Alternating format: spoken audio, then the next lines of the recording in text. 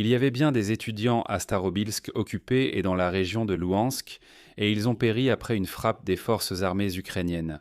Plusieurs médias ukrainiens sont parvenus à cette conclusion après leurs propres enquêtes indépendantes. Et je le dis tout de suite, ce sera un épisode difficile, donc il y aura une longue introduction à cet épisode. Le sujet de la frappe précise des forces de défense ukrainiennes sur Starobilsk occupées est vraiment complexe, et malheureusement, les Russes ont réussi à en faire un coup de propagande. L'état-major général des forces armées ukrainiennes a officiellement indiqué, après la frappe sur Starobilsk le 22 mai, un important site militaire y a été détruit, en particulier le quartier général de l'unité russe de guerre électronique et de drones Rubicon. C'est légitime et extrêmement important. Mais plus tard, d'autres faits sont apparus. Des civils se trouvaient également dans le même bâtiment, l'ancien dortoir, et ils ont péri. C'étaient des étudiants de l'établissement local qui se sont retrouvés otages de l'occupation russe. Cette nouvelle a littéralement divisé les réseaux sociaux ukrainiens en deux camps. D'un côté, il y a le pragmatisme militaire radical.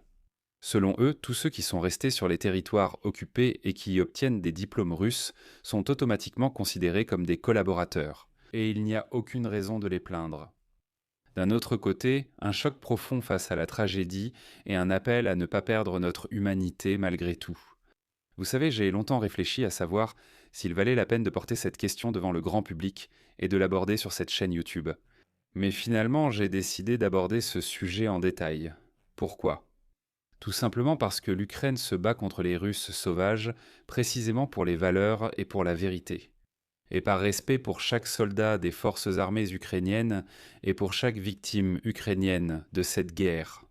Je n'ai pas le droit de ressembler aux Russes qui niaient avec acharnement les tragédies de Boutcha, Mariupol ou Yelenovka, en enfouissant leur tête dans le sable et en criant au soi-disant infox. Nous sommes tout de même une société adulte et civilisée, capable de regarder la vérité en face, aussi amère soit-elle. Et aujourd'hui, nous allons examiner comment la Russie utilise de manière cynique les enfants dans les territoires occupés comme boucliers humains. Pourquoi la tragédie de Starobilsk est-elle avant tout un crime de guerre du Kremlin et non des forces armées ukrainiennes, et comment la propagande russe instrumentalise-t-elle cette tragédie ? Je m'appelle Alexei Peschi, discutons ensemble de ce sujet complexe, vraiment complexe, et essayons de comprendre ce qui s'est réellement passé. L'armée est-elle ukrainienne? Ou bien vous ne mesurez pas? Écoutez-moi. Écoutez-moi bien. Je veux que vous me compreniez clairement. Si nous prenons une telle décision uniquement pour protéger les citoyens ukrainiens, et que quelqu'un parmi les militaires essaie de tirer sur ses propres gens, derrière lesquels nous serons, pas trois pas derrière, qu'ils essaient de tirer sur des femmes et des enfants, je verrai qui osera donner un tel ordre en Ukraine. Ainsi, le matin du 22 mai, les chaînes locales Telegram, dans la ville occupée de Starobilsk, dans la région de Louhansk, étaient effectivement inondées d'annonces concernant la recherche de jeunes garçons. Les parents et proches cherchaient les disparus après la frappe sur le dortoir du collège pédagogique. C'est le journal Realnaya Gazeta qui en a parlé en premier, puis les autres médias ukrainiens ont également relayé l'information. Et ici, je vais tout de suite citer ce même journal Realnaya Gazeta. Avant d'analyser les versions, les faits, les personnes décédées sont de vraies personnes. Leurs pages sur le réseau social VKontakte sont toujours ouvertes. Certains sont abonnés au groupe officiel du collège pédagogique de Starobelska. Ils publiaient des photos, ils avaient des amis. Maintenant, il y a des commentaires de condoléances. Leurs noms correspondent aux listes de morts publiées par les Russes. Par exemple, Anastasia Vassilenko a publié une courte vidéo sur sa page en mars de cette année. Le 23 mai, les premiers messages de condoléances y sont apparus. Sur la page d'Alexandra Kovpak, ces 3 derniers jours, il y a des commentaires de condoléances et des messages d'adieu. La jeune femme a publié sa dernière photo en accès libre le 26 février. Des propagandistes sont venus aux funérailles d'Anna Pogrebnichenko, 19 ans, et ont tourné un reportage avec ses proches effondrés. Sur la page VKontakte, les gens laissent également des messages de deuil, de soutien et de souvenirs. Les proches de Dasha Serdiuk, décédée, montrent aux propagandistes son dernier message, qu'elle avait enregistré pour eux après la frappe. La dernière photo que Dasha a publiée en accès libre sur les réseaux sociaux est une photo de son anniversaire. Sous cette photo, une vague de deuil s'étend désormais. Les chaînes Telegram ont publié une vidéo filmée dans les premières minutes après la frappe. Il y a peu d'images en accès libre du lieu de l'impact sur le dortoir. Seules quelques personnes ont filmé les premières minutes après la frappe, et encore moins les ont partagées. La Russie a soigneusement nettoyé l'espace médiatique à Luhansk et à Donetsk pendant de nombreuses années. C'est pourquoi il peut s'agir de sources de propagande. Et l'année dernière, le chef du groupe LNR, Leonid Passechnik, a carrément interdit la publication de photos et de vidéos des conséquences des attaques. Mais qu'est-ce qui s'est réellement passé à Starobelsk ? Selon la version russe, dans la nuit du 22 mai, des drones ukrainiens ont frappé Starobelsk. Le dortoir du collège de Starobelsk, rattaché à la soi-disant Université pédagogique d'État de Louhansk, a été partiellement détruit. Selon les Russes, au moment de la frappe, environ 80 étudiants s'y trouvaient. 21 personnes ont été tuées. Plusieurs dizaines ont été blessées. L'état-major général des forces armées ukrainiennes a déclaré que la cible de la frappe était l'un des quartiers généraux de l'unité Rubicon, une structure du ministère de la Défense de la Fédération de Russie qui coordonne le développement et l'utilisation des drones. Selon l'état-major, le quartier général était situé dans les bâtiments administratifs du complexe de l'Institut. Et c'est ici que commence le plus important, ce qu'il faut garder en tête pendant tout l'épisode. Un journaliste étranger qui s'est rendu sur place a raconté au journal Medusa qu'il avait vu, non loin du dortoir, le bâtiment détruit du collège professionnel de Starobelska. Je souligne, c'est très important. Pas l'université pédagogique, mais bien le collège professionnel. C'est très important. Parce que ce sont deux établissements d'enseignement différents qui, par un étrange concours de circonstances, ont été en fait réunis en un seul. Mais quand ce journaliste étranger a voulu aller dans le second bâtiment, les forces de sécurité russes ont refusé, prétextant qu'il n'y avait eu aucun blessé et que les journalistes n'avaient rien à faire là. En résumé, il n'y a rien à filmer. Toutes les victimes sont ici. Là-bas aussi, il y a eu des frappes, mais rien à montrer. De plus, les forces de l'ordre russes ont ordonné aux journalistes de ne filmer que dans un carré délimité et leur ont interdit de sortir de ce périmètre. Mais pourquoi ? En fait, à l'adresse place Gogol 1 à Starobelsk, il y a deux établissements d'enseignement, le collège professionnel de Starobelsk et le collège de Starobelsk de l'université pédagogique de Louhansk. Ils ont des directions différentes, des domaines de formation différents, des sites web différents et même des locaux administratifs différents. Le collège professionnel de Starobelsk occupait un ancien bâtiment en briques rouges de 2 étages. Le collège de Starobelsk, de l'université pédagogique de Louhansk, se trouvait dans un immeuble gris de 5 étages. Et, ce qui est intéressant, les salles de classe et les dortoirs étaient dans le même bâtiment. Voilà, et encore un marqueur important. Encore une fois. Les dortoirs et les salles de classe étaient entrés dans le même bâtiment. Pourquoi ? Et c'est là que commence la partie la plus cynique. Les Russes cachaient l'infrastructure militaire derrière les étudiants. L'administration du collège pédagogique racontait activement la vie du collège sur les réseaux sociaux et montrait le quotidien des étudiants en photo. Sur ces photos, on ne voyait ni militaires ni équipement militaire. Rien sur les réseaux sociaux du collège pédagogique n'indique un lien avec les militaires.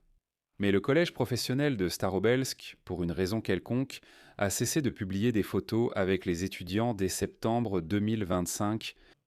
On sait que le collège n'a pas été fermé, mais parmi les victimes, ces étudiants ne sont pas mentionnés. Et c'est justement dans le collège professionnel qu'une activité cachée et incompréhensible avait lieu. Les forces de l'ordre russe ont simplement interdit de la montrer. Aucun journaliste n'a été autorisé à entrer. Au final, la Russie a réussi à exploiter cette tragédie. Le nombre de victimes a été annoncé en premier lieu par le dictateur russe Vladimir Poutine lui-même. Il a immédiatement ordonné à l'armée de préparer une riposte. Et dans la nuit du 24 mai, la Russie a attaqué Kiev et la région de Kiev, utilisant notamment le missile Oreshnik. Il est douteux que les Russes aient pu préparer une attaque combinée contre la capitale ukrainienne en seulement 24 heures. Les Russes ont transformé les conséquences de la frappe sur Starobelsk en un spectacle médiatique. Ils ont organisé un dépôt massif de fleurs et ont affiché des messages de deuil sur de grands écrans dans différentes villes russes. Les drapeaux ont été mis en berne sur les magasins et les cafés. Des messages émotionnels sur la mort étaient immédiatement suivis de slogans politiques. Pourtant, les héros de ces reportages de propagande décrivaient très des faits. Fait intéressant, aucun n'a accusé les forces armées ukrainiennes. Ils disaient simplement « une tragédie s'est produite ». Maintenant, l'essentiel. En parlant des étudiants tués et blessés, les Russes utilisent constamment le mot « enfant » ou « enfant ». C'est une manipulation consciente parce qu'une personne de 18 ans n'est déjà plus un enfant. Et il doit prendre une décision consciente, surtout en comprenant que dans ce même bâtiment, il se passe clairement des manipulations militaires. Voici une autre incohérence. Pour une raison inconnue, les soi-disant journalistes étrangers n'ont été amenés sur le site de la Frappe que 2 jours plus tard, le 24 mai, parmi lesquels se trouvent principalement des blogueurs loyaux au Kremlin, avec un historique documenté de récits pro-Kremlin. Par exemple, Chaybos, c'est-à-dire un correspondant de Russia Today qui vient simplement d'Irlande. Ensuite, Sad Khalaf, c'est un correspondant d'Al Arabiya à Moscou, avec un historique de voyage accrédité par la Russie sur la ligne de front. Giovanni Pinni, un journaliste italien vivant et travaillant en Russie. Et il couvre la guerre menée par la Russie contre l'Ukraine. Mais il est intéressant de noter que même parmi les journalistes totalement loyaux au Kremlin à Starobilsk, il y en avait qui n'ont pas cru les Russes. Eh bien, par exemple, les propagandistes de Louhansk se sont plaints d'une journaliste italienne, qui, pour une raison quelconque, disent-ils, ajoutait le mot prétendument lorsqu'elle décrivait les événements liés à la résidence universitaire. Encore une fois, les Russes ont décidé de ne montrer qu'un seul bâtiment après la frappe, mais ils ont catégoriquement refusé de montrer aux journalistes ce qui s'était passé dans le 2e collège. Et pourquoi la résidence universitaire a été touchée. Et ce n'est pas tout. C'est pourquoi certains ont exprimé l'opinion que ce n'était tant pas de futurs enseignants ou de futures éducatrices de maternelle qui sont morts dans la résidence universitaire, mais des opérateurs de drones qui suivaient une formation. Cette conclusion a été tirée du fait que dans la région de Tcheliabinsk, des jeunes femmes étaient recrutées comme opératrices de drones dans l'unité Rubicon. Et le point commun entre ces deux faits, c'est que Rubicon recrutait effectivement des jeunes femmes. Et la plupart des personnes tuées dans le dortoir à Starobilsk étaient aussi des jeunes femmes. Et la veille, à Starobilsk, il y avait effectivement un recrutement de jeunes femmes pour devenir opératrices de drones, pour ce fameux Rubicon. Quelle conclusion peut-on tirer de tout cela ? La tragédie de Starobilsk est une preuve cruelle, mais très révélatrice de l'ennemi réel que l'Ukraine affronte. Pour le Kremlin, les gens dans les territoires occupés, même les enfants et les adolescents, ne sont que de la chair à canon. Ce ne sont pas les leurs, comme ils le disent. Non. C'est un bouclier humain derrière lequel les militaires russes cachent leurs radars, leurs postes de commandement de drones, et ainsi de suite. Ils savent parfaitement qu'un jour ou l'autre, ça frappera là-bas. Et quand quelque chose frappe là-bas, ils ne se précipitent pas pour sauver les gens. Non. La première chose qu'ils font, c'est d'amener des caméras là-bas pour faire de la propagande sur les cadavres.